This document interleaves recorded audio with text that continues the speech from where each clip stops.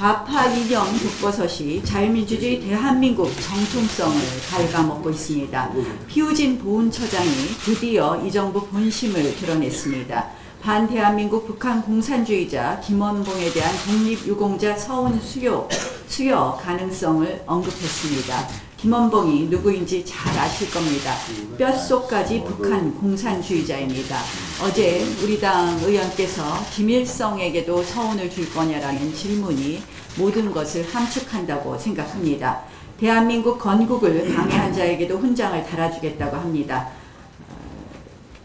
결국 6.25 남침을 주도하고 우리 국토를 전쟁 폐허로 만든 자도 국가 영웅으로 지켜 세우고 기리겠다는 것입니다.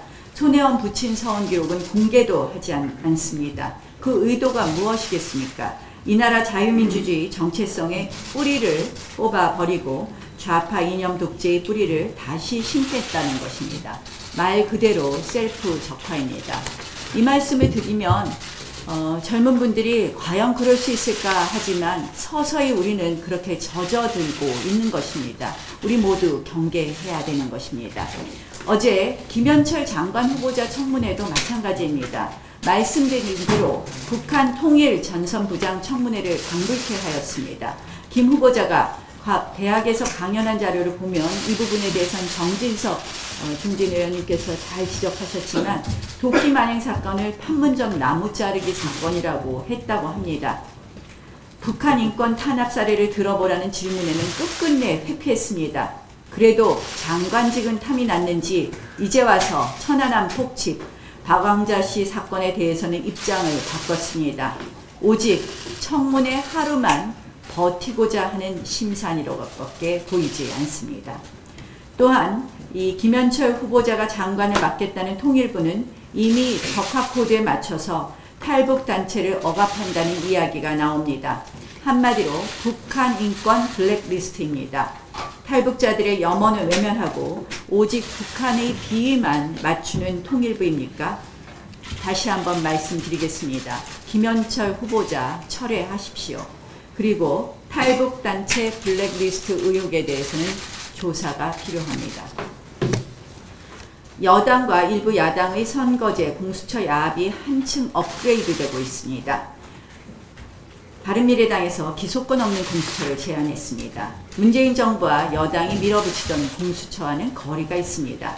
그런데 민주당이 덥석 물겠다고 합니다. 일단 수사권만 가진 공수처안을 받아주고 대신 여당은 1순위 좌파 독재 수단인 선거제 개편안을 패스트트랙에 태우겠다는 것입니다.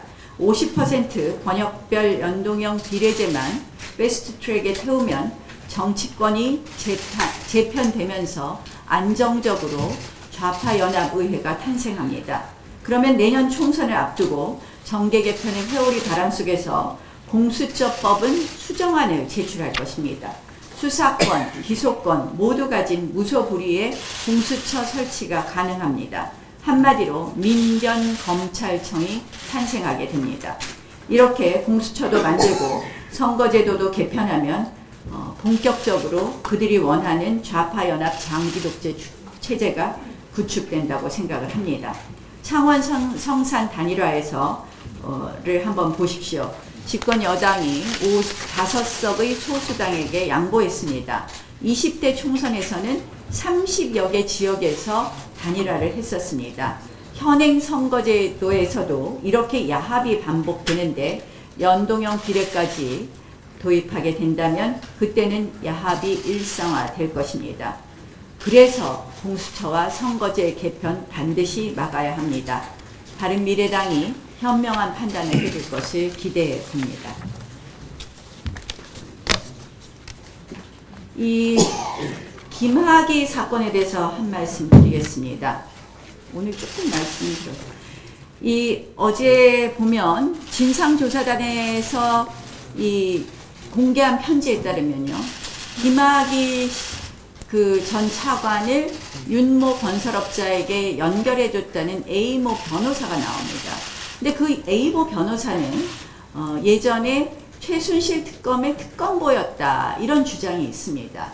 이 A모 변호사에 대해서는 왜 수사 대상에서 제외했는지 이 A모 변호사가 누구인지 확실히 답해 주실 것을 요구합니다. 또한 이 사건에서 가장 핵심은 김학의 전 차관에 대한 인사검증을 제대로 했느냐부터 출발할 것입니다. 그렇다면 인사검증의 담당관, 주책임자가 누구입니까? 바로 공직기강 비서관이었던 조응천, 지금 더불어민주당의 의원입니다. 그런데 조응천도 역시 그 수사 대상에서 제외했습니다. 결국 우리가 야당 입막음용 수사라고 주장하는 논거가 되는 것입니다. 이 재수사 권고가 정말 실체적 진실을 밝히기 위한 것이라면 A모 변호사 그리고 조응천 더불어민주당 의원도 당연히 포함해야 되는 것입니다. 결국 이러한 재수사는 진실을 밝히기보다는 야당 입막음용 수사라는 것이 명백히 밝혀졌고, 그래서 저희는 오히려 국민들이 원하는 진실을 밝히기 위해서는 김학의 사건 특검하자는 것입니다. 또한 이와 함께 모든 그동안의 의혹에 대한 특검해 주십시오. 민주당이 여기에는 응하지 않으면서 재수사 운운하고 특위를 설치하면서 하는 것은 결국 야당 탄압을 검찰의 손에 의해서 하겠다는 의도로밖에 보이지 않습니다. 김명수 사법부에 대해서 한 말씀 드리겠습니다. 어제 영장 기각이 나왔을 때 제가 웬만하면 비판을 자제하려고 했습니다. 사실 영장 기각 결정문을 보면 어이가 없습니다. 도대체 판사들이 일반적으로 쓰는 용어가 아닐 뿐만 아니라 판사들이 일반적으로 판단하는 것과는 다소 차이가 있다고 생각했습니다. 그런데 많은 의심이 풀렸습니다. 영장전담 부장판사는 사실상 임종석 전 실장과 같은 대학교 출신이면서 노동운동을 했다, 이런 언론 인터뷰가 있었습니다. 결국 이 영장전담판사가 언제 영장전담판사가 됐느냐, 올해 2월 인사이동 후 영장전담을 맡은 것으로 보입니다. 결국 대법원이 동부지청에서 환경부 블랙리스트를 수사하고 있다는 것을 알면서 소위 알박기로 이 영장전담 판사를 임명한 것 아닌가, 그렇게 일종의 업무를 영장전담 판사로 임명한 것 아닌가 하는 의심이 듭니다. 과연 알박기일까? 우연의 일치일까?